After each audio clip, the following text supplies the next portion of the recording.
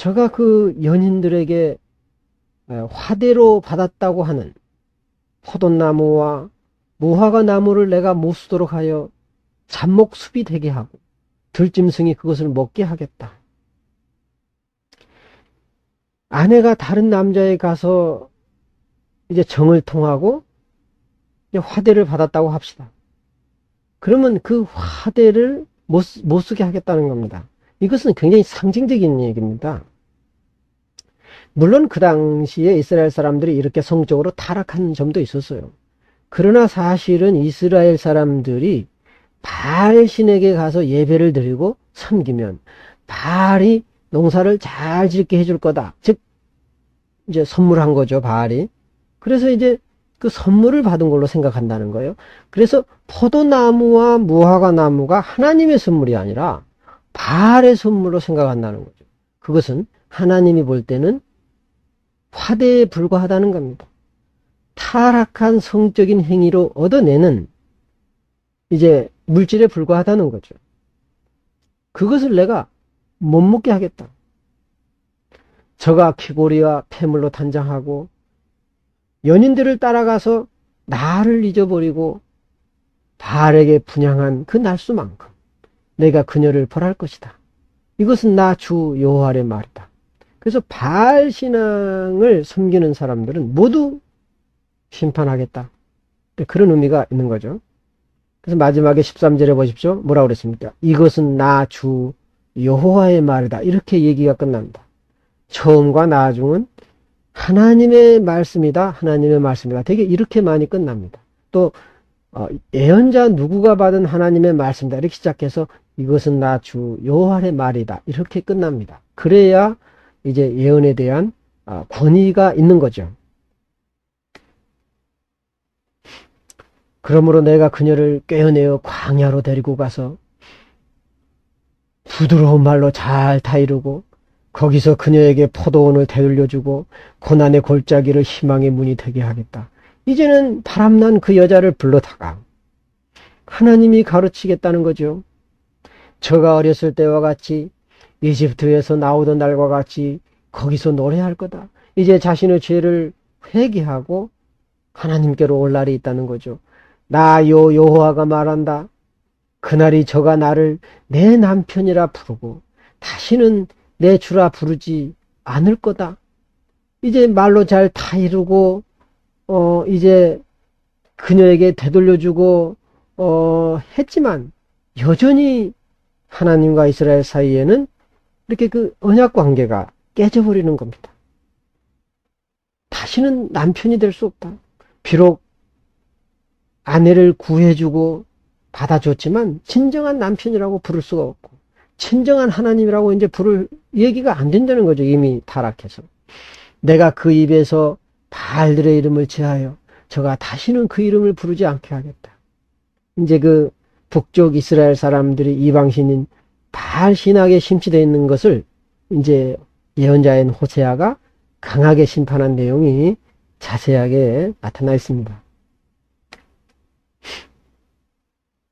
그날에 내가 모든 들짐승과 공중의 새들과 땅에 기어다니는 것들과 계약을 맺어서 내 백성을 해치지 못하게 할 거다. 참 재미나게 전개가 됩니다. 하나님께서는 심판을 하시면서도 또 동시에 구원을 얘기하고 있지 않습니까? 너희가 이렇게 잘못했지만 나는 너희를 가르쳐서 이제는 포도나무도 주고 농사도 짓게 하고 하나님을 섬기게 할 거다. 그러나 진정한 회복관계는 아직 안 됐다. 그런 거죠. 여전히 심판 속에서 하나님의 구원과 사랑을 볼 수가 있어요. 그날에 내가 모든 들짐승과 공중의 새들과 땅에 기어다니는 것들과 계약을 맺어서 내 백성을 해치지 못하게 할 것이며 또 이 땅에서 활과 칼을 꺾어 전쟁을 없애고 그들이 평안히 살게 할 것이다. 19절 이스라엘아 내가 너를 영원히 내 아내로 삼아 너에게 신의와 사랑과 자비를 베풀 거다. 이제는 하나님께서 이스라엘을 영원히 내 아내로 삼겠다고 그랬어요. 아직까지는 완전한 회복이 안 되는 것처럼 얘기를 하다가 19절에는 다시 하나님께서는 돌이켜서 이제는 진정한 내 아내로 삼겠다. 그래서 신의와 사랑과 자비를 베풀겠다. 이렇게 말씀하십니다. 진실함으로 너를 맞을 것이니 내가 나를 여호와로 인정할 것이다. 나 여호와가 말한다. 그날에 내가 응답하겠다. 나는 하늘이 응답하고 하늘은 땅에 응답하고 땅은 곡식과 포도주와 기름에 응답하고 또 이것들은 이스라엘이 응답할 것이다.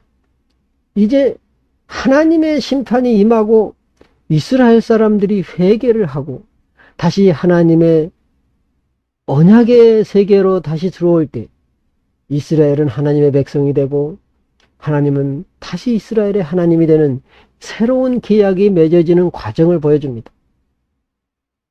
그 새로운 계약이 맺어지면 땅이 곡식과 포도주와 기름에 응답한다. 그 얘기는 땅이 풍요로워져서 곡식이 풍요롭게 생산이 되고 포도주와 기름이 생산이 된다는 거죠. 그리고 이것은 과거에 대학살이 일어났던 이스라엘이 회복되는 역사가 일어난다는 거죠.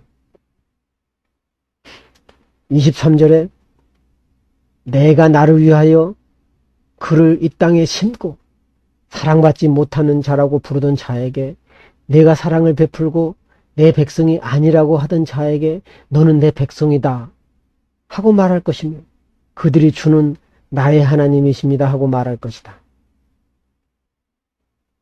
바알 신앙에 심취됐던 이스라엘 그 사람들에게 하나님은 심판을 선언하지만 동시에 그들의 회개를 촉구하고 구원을 외쳤던 그런 하나님의 모습을 우리가 볼 수 있습니다.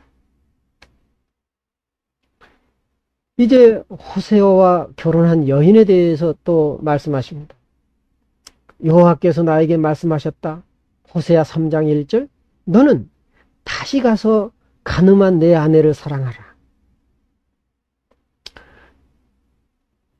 호세아의 아내로 들어왔던 고멜이 다른 남자에게 가서 또 정을 이제 추구할 때 그 아내를 데려와라.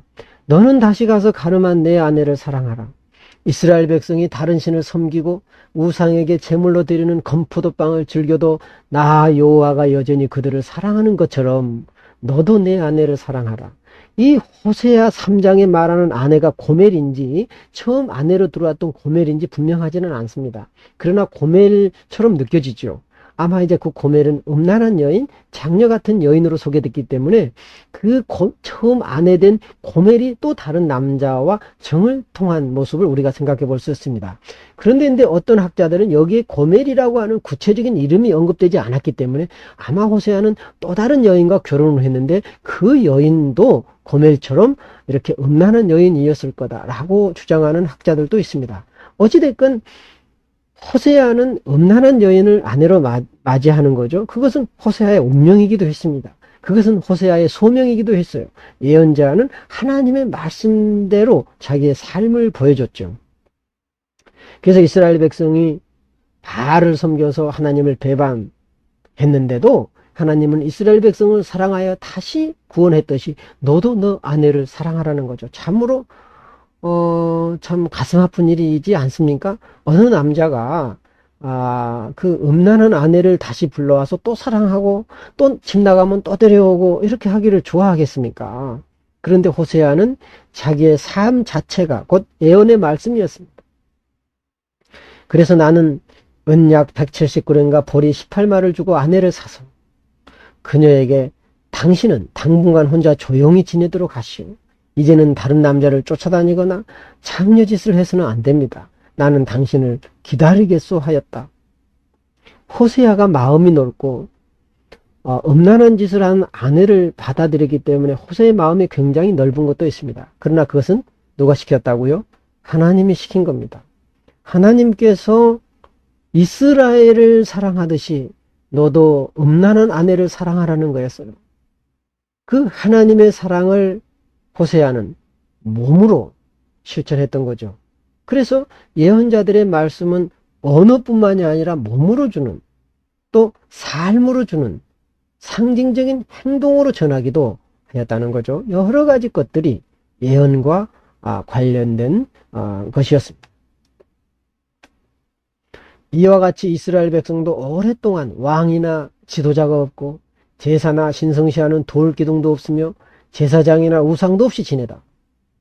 그 후에 그들이 돌아와 그들의 하나님 여호와와 그들의 왕 메시아를 찾을 것입니다. 마지막 때는 그들이 여호와를 두려워하고 그의 축복을 받을 거다. 한동안 방황한다는 거죠, 이스라엘은. 한동안 방황해서 나라 없이 떠돌이 생활하다가 이젠 다시 돌아와서 메시아를 찾고 또 하나님의 축복을 받을 것이다 라고 하는 회복의 말씀을 호세아는 전해주고 있습니다.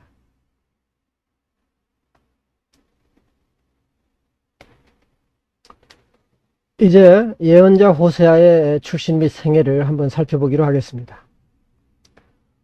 예언자 호세아는 북왕국 이스라엘이 고향이었을 거다 이렇게 생각합니다. 왜냐하면 특별히 예언자 호세아가 어디서 나왔고 어떻게 활동했다라는 내용이 자세하게 나와 있지 않습니다. 그러나 호세아가 전하는 그 예언의 내용이라든가 또 활동 배경들을 살펴보면은 북왕국 이스라엘이기 때문에 이스라엘이 고향이었을 거다. 그리고 호세아는 상당한 지식층이었을 거다. 이렇게 생각을 합니다. 왜냐하면 역사적인 지식도 아주 많았고요. 또 사회에 대한 비판의식도 굉장히 강했습니다. 이런 것을 볼 때 상당한 지식층이었을 거다. 이렇게 생각이 들고요. 그리고 호세아는 아마 결혼 정년기에 있는 젊은 남자였을 거다. 이제 20대 초반이라든가 무슨 그때는 보통 대개 한 20대 초반경에 많이 결혼을 이제 한다고 봤을 때 대략 한 그 정도 나이이지 않았을까 이렇게 생각이 듭니다. 세 번째 H.W. 울프는 호세아가 레위 사람이었다고 말하지는 않지만 그러한 그 가능성을 배제하기는 어렵다라고 얘기합니다. 그 말은 뭔 말이냐면 호세아가 레위 사람이었다면 제사장 가문의 사람이다 그런 뜻입니다. 그런데 제사장적인 전통을 굉장히 거부하고 있죠. 이제 당시에 북왕국에서는 이제 중앙 성소인 단과 베델이 있었는데 단과 베델이 이교적이다, 이방 종교의 중심지다 라는 심판을 받고 있었거든요. 그래서 이들 성소에서 봉사하고 있는 레위 사람들이 과연 진정한 여호와 하나님 종교의 후예자들인가, 그리고 정통성이 있는가 라는 그런 의문이 생깁니다. 그래서 북왕국 이스라엘에서는 아마 그 레위 사람들이 정당한 대우를 못 받았거나 아니면은 여호와 신앙에 충실하게 종사하는 하기가 상당히 어려웠을 거다라고 생각하는 경향이 있습니다. 호세아는 이제 하나님의 말씀을 받았다, 하나님의 영이 임했다라고 얘기를 하는데, 그런 그 호세아에게 임했던 신들림의 행위가 있죠. 그것은 에브라임의 지지 세력이 요구하는 상투적인 언어를 사용하고 있는 것을 보여줘요. 즉 북왕국 이스라엘 사회에서는 예언자들이라고 하는 것은 신의 영을 받아서 말씀을 전하고 신들리는 증상이 나타나고 현상이 나타나고 종교 체험, 즉 엑스터시에 빠지는 이런 경향을 보여준다라고 일반적으로 생각하게 했죠. 그래서 호세아는 아마 그 에브라임 사회에서 인정됐던 그런 그 종교 현상들, 또 예언 현상들을 보여주는 그런 예언자였다는 거죠. 그는 다른 에브라임 사람들처럼 모세를 예언자로 간주했어요, 호세아도. 그래서 호세아는 모세와 같은 예언자를 각 시대마다 일으켰다는 신명기적 견해를 인정을 했습니다. 그래서 신명기서 보면은 내가 너희들에게 나의 선지자를 보내준다고 말씀하지 않았습니까? 그래서 매 시대마다 하나님이 보내주시는 예언자가 있다, 이렇게 생각했다는 거죠. 그래서 호세아는 신명기 전승에 있는 에브라임 전통을 갖고 있었다. 호세아는 에브라임 전승에 속한 예언자라고 그렇게 주장을 하는 것입니다. 이제 우리 책의 저자인 로버트 윌슨은 그렇게 주장을 하고 있죠. 호세아가 애연 활동을 했던 배경을 살펴보면은요, 기원전 755년에서 750년, 이때부터 725년, 대략 25년 내지는 30년 동안 호세아가 활동을 했어요. 그래서 호세아는 여로보암 2세 사후에 이스라엘이 쇠퇴해가는 마지막 몇십 년 동안 북왕국에서 활동했을 거다. 그리고 갓월드라고 하는 사람은 호세아가 722년에 이제 북왕국이 멸망했는데 그 북왕국이 멸망한 이후에도 어쩌면 살아 있었을 거다 이렇게 주장을 합니다.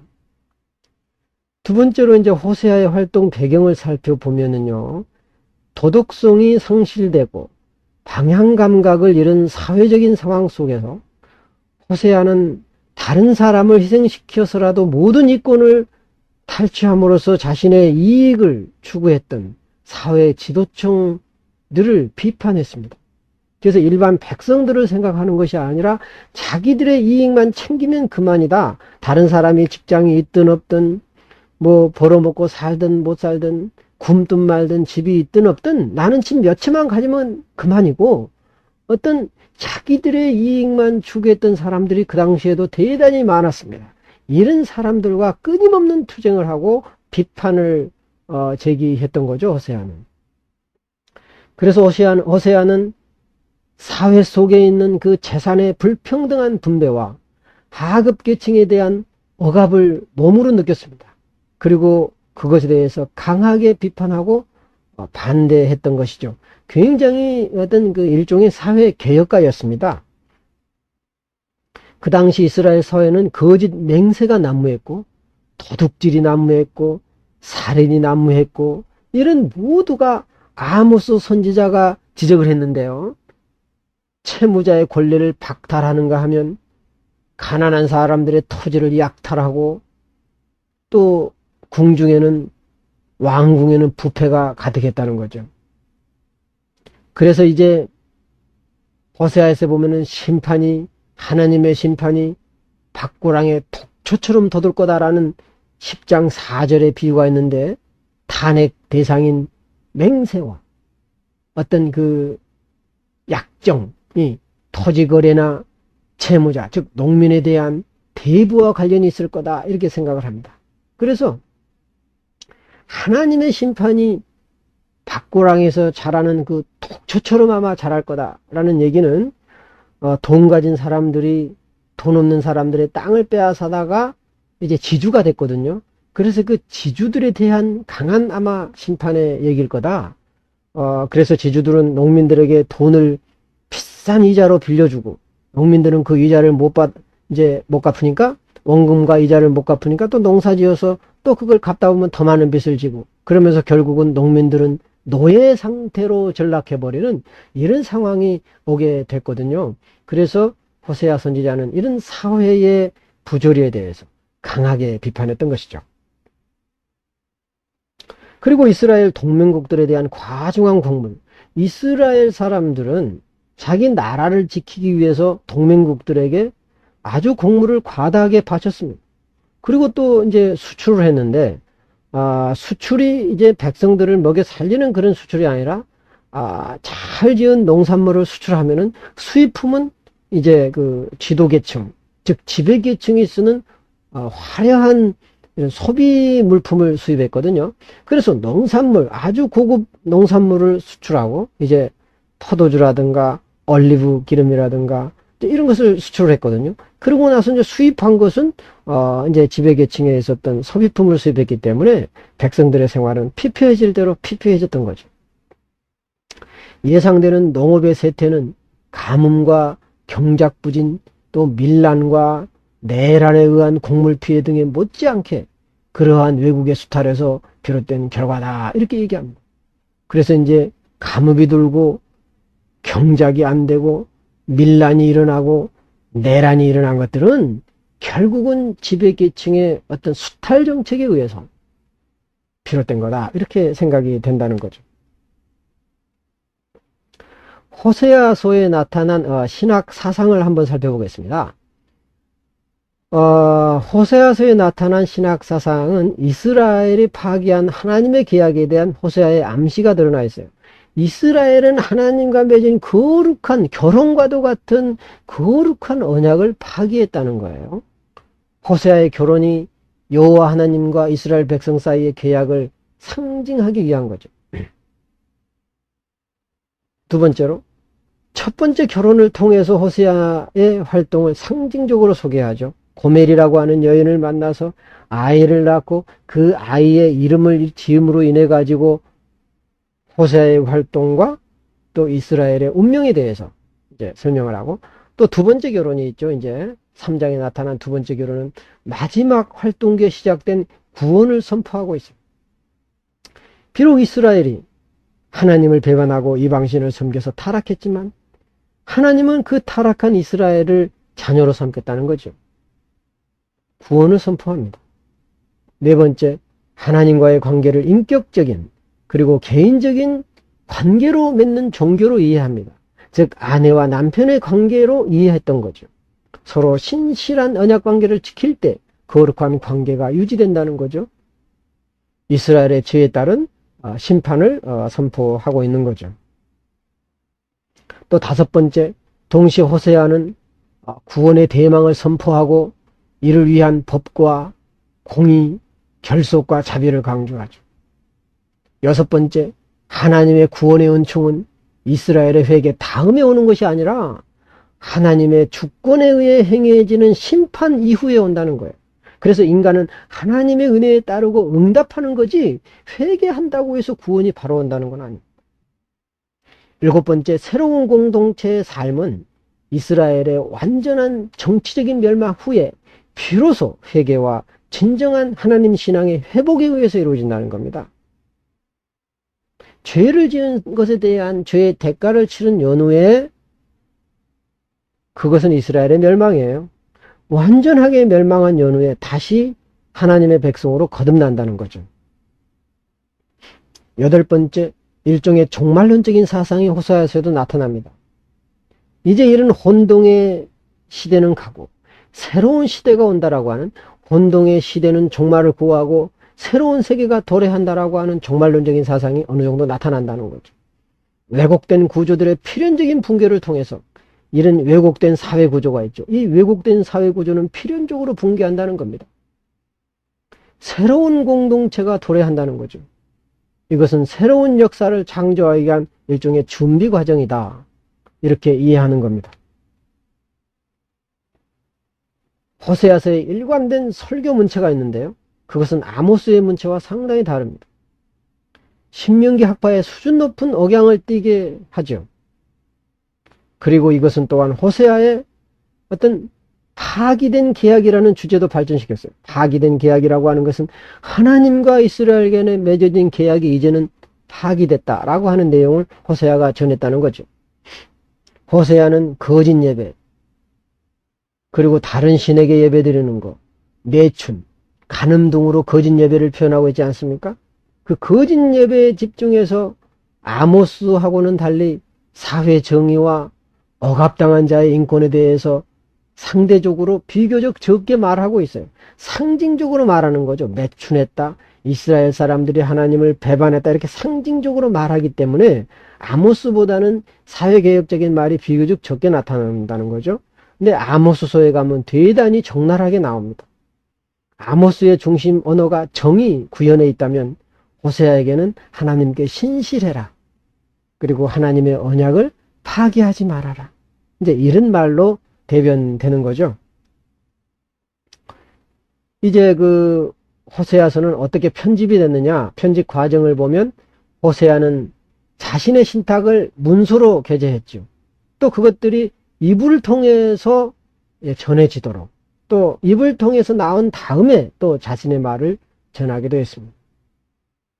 그리고 호세아의 추종자나 친구들은 북왕국 멸망 뒤에 호세아가 말씀하신 것들을 모아가지고 남쪽 유다로 가지고 내려왔습니다.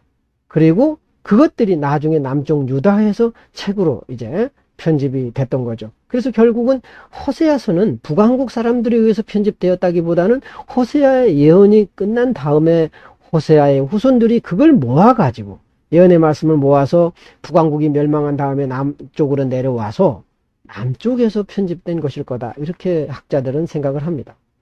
그리고 호세아서는 아모스서와 마찬가지로 히스기야 시대 1세기 후 요시야의 계획을 통해서 감화를 받아 북왕국에서 재통일에 대한 기대가 살아나면서 이러한 어떤 책들에 대한 연구에 박차가 가해졌을 거다. 그 얘기는 뭐냐면 요시야 시대에는 힘이 강대했잖아요. 그래서 북왕국이 멸망한 다음에 요시야 왕은 남과 북을 같이 통합하려고 그랬어요.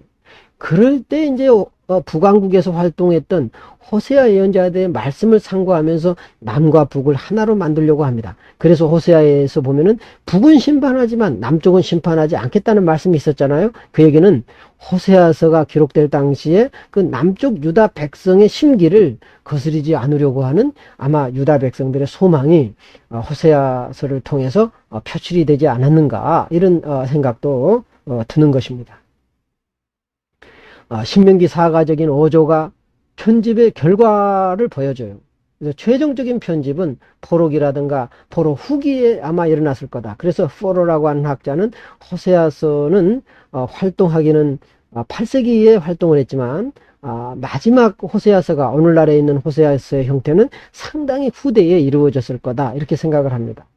그래서 호세아서에서 처음으로 비록 단편적이긴 하지만 육경설화의 개요가 발견된다라고 주장하는 블랭킨소프라는 학자도 있는데요. 육경이라고 하는 것은 이제 이제 여호수아서를 말합니다. 그래서 5경과 함께 여호수아까지 합쳐서 육경을 주장하는 사람도 있는데요. 즉, 그 육경에 나타나는 것은 여호수아서에 나타나는 것은 이스라엘이 가나안에 정착하게 된 땅 점유 사건을 의미하죠. 그래서 호세아에서 보면은 그런 땅 점유 사건에서 나타나는 계약 신앙이 발견된다. 그런 의미가 되는 겁니다. 그래서 이제 호세아서의 구조 및 주의를 살펴보면은 1장에서부터 3장까지는 주로 이제 호세아의 그 소명에 대해서 쭉 나와 있죠. 너는 가서 음란한 아내를 취하여 음란한 자식을 낳으라. 이제 그게 이제 상징적인 얘기가 나와 있습니다.